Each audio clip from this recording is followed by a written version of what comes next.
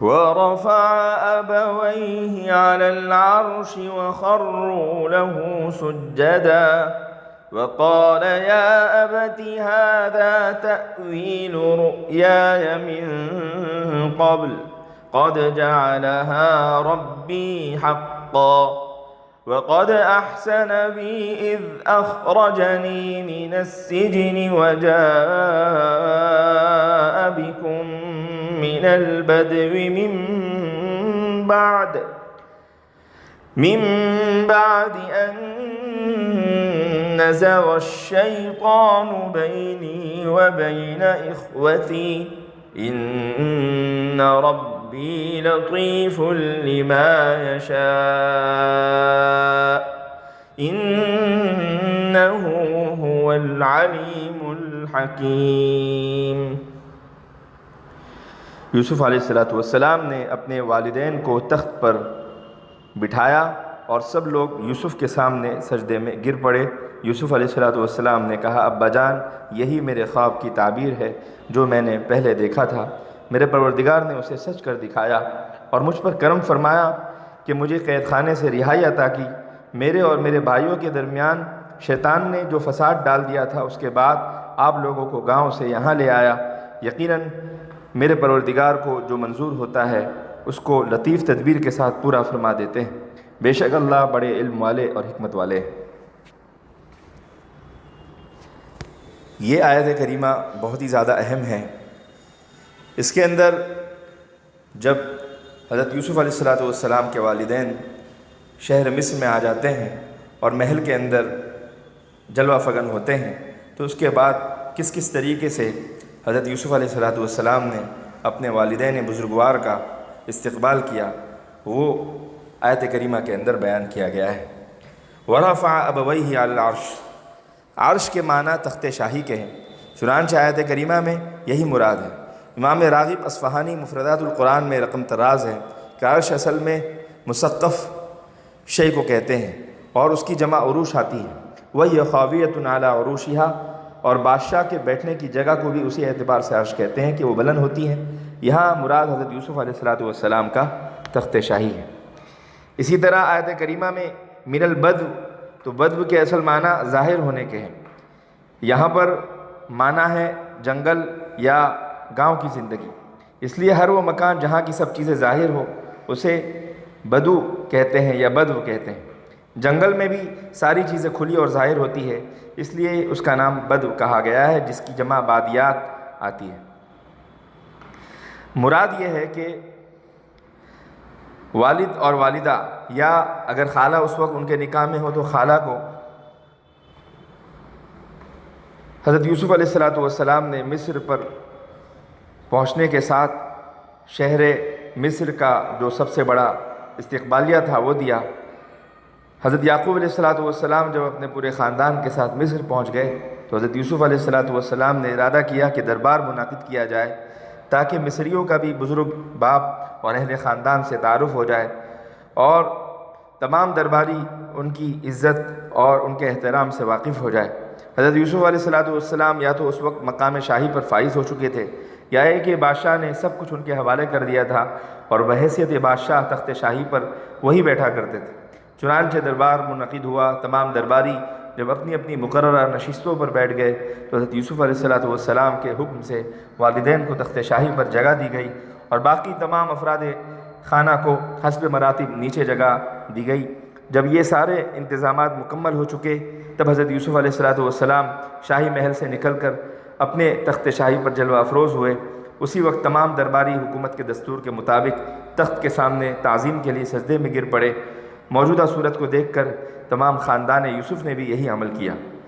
وَخَرُّوا لَهُ سُجَّدًا، اس سے کیا مراد ہے؟ عطا کی روایت ہے، حضرت عبداللہ بن عباس سے منقول ہے کہ والدین اور بھائیوں نے حضرت یوسف علیہ السلام کو سجدہ نہیں کیا تھا بلکہ ان کو پا لینے کی خوشی میں وہ اللہ کے لیے بطور شکریہ سجدے میں گر پڑے۔ اسی صورت میں یہ بات صحیح ہے کہ یہاں پر لام سببیہ ہے اور ضمیر جو لہو کی ہے وہ اللہ تعالیٰ کی جانب راجع ہوگی۔ دوسری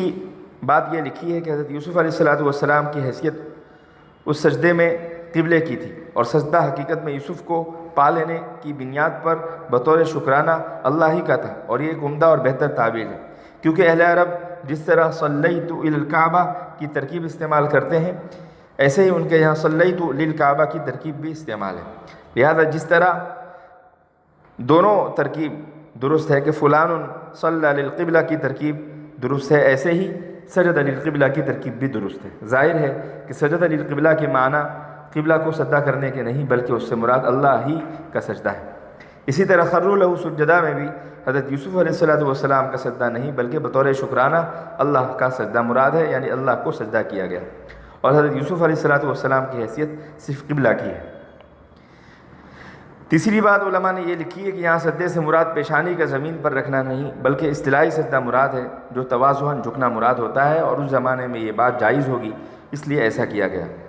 بعض حضرات کا خیال یہ ہے کہ یہاں اصطلاحی سجدہ یعنی پیشانی کا زمین پر رکھنا ہی مراد ہے، مگر یہ سجدہ عبادت نہیں بلکہ سجدہ تعظیم و احترام ہے، جو پہلی شریعتوں میں جائز اور درست تھا، اور اس کی حیثیت اس زمانے میں سلام کی تھی، لیکن شائبہ شرک کی وجہ سے ہے، اس لیے شائبہ شرک کی وجہ سے امت محمدیہ پر قیامت تک کے لیے حرام قرار دے دیا گیا۔ اس سلسلے میں اور بھی متعدد اقوال تفسیر کی کتابوں میں مذکور ہے۔ قرآن کریم نے جس انداز میں یہاں والدین اور یوسف علیہ السلام کے بھائیوں کے سجدے کا ذکر کیا، اور اس کے لیے خروا کا لفظ استعمال فرمایا، جس کے معنی زمین پر گر پڑنے کے ہیں، اس سے راجع تو یہی معلوم ہوتا ہے کہ یہاں سجدہ اصطلاحی یعنی زمین پر پیشانی کو رکھ دینا ہی مراد ہے، چاہے وہ حضرت یوسف علیہ السلام کو قبلہ مان کر اللہ کے لیے ہو، یا بطور تعظیم و تکریم حضرت یوسف علیہ السلام کے لیے ہو۔ البتہ اتنی بات ضرور ہے کہ سجدہ عبادت صرف اللہ کے لیے ہے، اور کسی کے لیے شریعت میں اور نہ کسی انبیاء کی شریعت میں جائز ہے۔ ہاں بحیثیت سلام یا بحیثیت تحیہ سجدہ تعظیمی کا جواز پچھلی شریعتوں کے اندر ملتا ہے، مگر حضور اکرم صلی اللہ تعالیٰ علیہ وسلم کی شریعت میں اسے بالکل حرام قرار دیا گیا، کیونکہ اس میں شائبہ شرک ہے۔ لہذا اب قیامت تک کے لیے کسی کو یہ بات زیب نہیں دیتی، نہ کسی کے لیے یہ بات درست ہے کہ بطور تعظیم و تکریم بھی وہ کسی کا سجدہ کرے یا کروائے۔ نبی کریم صلی اللہ تعالیٰ علیہ وسلم سے صراحتاً اس کی ممانعت منقول ہے۔ حدیث میں حضرت معاذ بن جبل ملک شام تشریف لے گئے، دیکھا وہاں کے لوگ اپنے مقتدی اور علماء کے سامنے سجدہ کرتے ہیں۔ چنانچہ جب واپسی ہوئی مدینہ منورہ آئے تو انہوں نے حضور اکرم صلی اللہ تعالیٰ علیہ وسلم کو سجدہ کیا۔ آپ نے معلوم کیا معاذ یہ کیا کر رہے ہو؟ انہوں نے جواب دیا، میں نے شامیوں کو اپنے مقتدی اور علماء کا سجدہ کرتے ہوئے دیکھا ہے، اور آپ اس بات کے زیادہ مستحق ہیں کہ آپ کو سجدہ کیا جائے۔ اس پر آپ صلی اللہ تعالیٰ علیہ وسلم نے بالکل صاف اور واضح انداز میں ارشاد فرما دیا، اگر میں کسی کو کسی کے سجدہ کرنے کا حکم دیتا تو عورت کو حکم دیتا کہ وہ اپنے شوہر کا سجدہ کرے، اس کے حق کی عظمت کی بنیاد پر۔ ایسے ہی حضرت سلمان فارسی نے جب اپنے اسلام کی ابتدائی زمانے میں ایک مرتبہ آپ کے سامنے سجدہ کیا تو آپ نے یہی فرمایا، اے سلمان مجھے سجدہ نہ کرو بلکہ اس ذات حی و قیوم کو سجدہ کرو جس کے لیے کبھی فنا نہیں۔ تو اول ملاقات میں سجدہ نہ کرنے اور مصر میں آ کر سجدہ جو کیا گیا، اس کے بارے میں دلائل سے یہی بات ثابت ہوتی ہے کہ حضرت یوسف علیہ السلام نے شہر سے باہر نکل کر والدین اور اہل خانہ کا استقبال کیا، گویا پہلی ملاقات مصر سے باہر ہوئی، مگر اس وقت ان لوگوں نے سجدہ نہیں کیا بلکہ داخلہ مصر کے بعد شاہی اجلاس کے وقت سجدہ کیا، جیسا کہ قرآن کریم کا بیان اس پر شاہد ہے۔ ایسا اس لیے کیا کہ ہو سکتا ہے پہلی ملاقات میں شاید عظمت پر محبت غالب رہی ہو، اس لیے اس وقت صرف ملنا ملانا، معانقہ اور خیر و خیریت تک معاملہ محدود تھا، جو کہ محبت کا تقاضا ہے۔ اور مصر میں آنے کے بعد اجلاس کے وقت عظمت کا محبت پر غلبہ ہوا، تو اس بنیاد پر محبت کے جوش کو ملاقات کی وجہ سے سکون ہو گیا، اس لیے عظمت کا مشاہدہ ہوا، اور وہاں جوش محبت میں عظمت کا مشاہدہ نہ ہو سکا۔ اور بھی باتیں لکھی ہیں لیکن اتنی بات کافی اور شافی ہے۔ البتہ یہ ہے، یا ابتی جلوس شاہی کے وقت والدین، یوسف علیہ السلام کے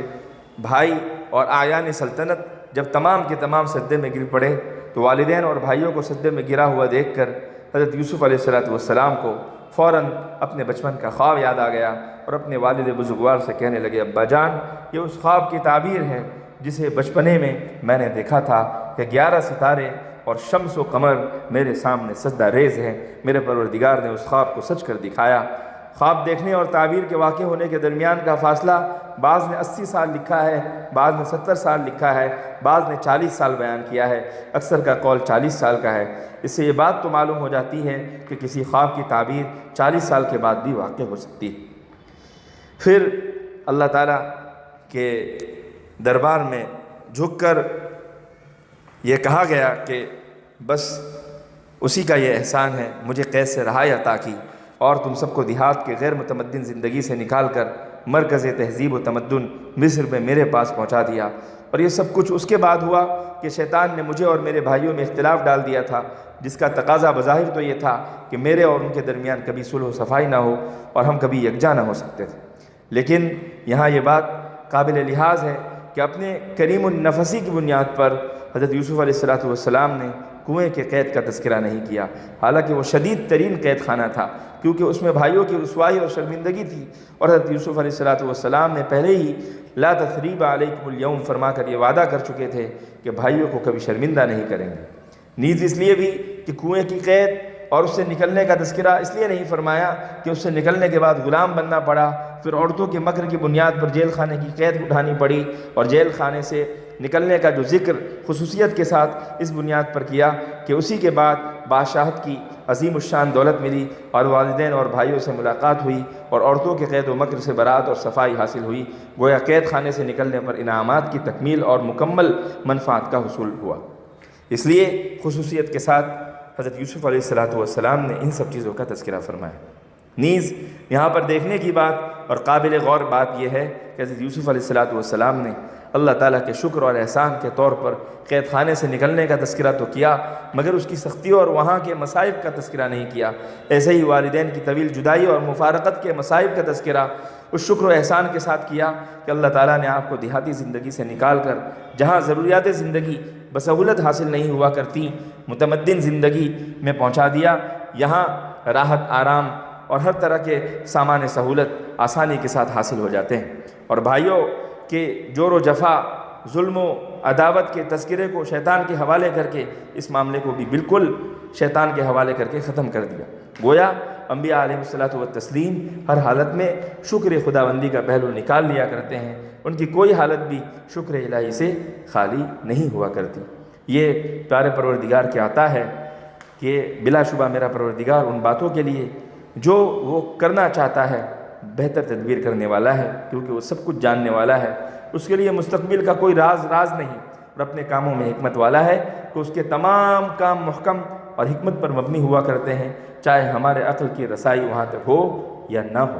اللہ تعالیٰ ہم سب کے حالات میں بھی بہترین سے بہترین تبدیلی پیدا فرمائے، عافیت کی زندگی عطا فرمائے، اور جو جس مصیبت یا جس گہرائی میں گرا ہوا ہے اللہ تعالیٰ وہاں سے نکال کر اونچائی کی عزت نصیب فرمائے اور اس پر بدستور قائم فرمائے۔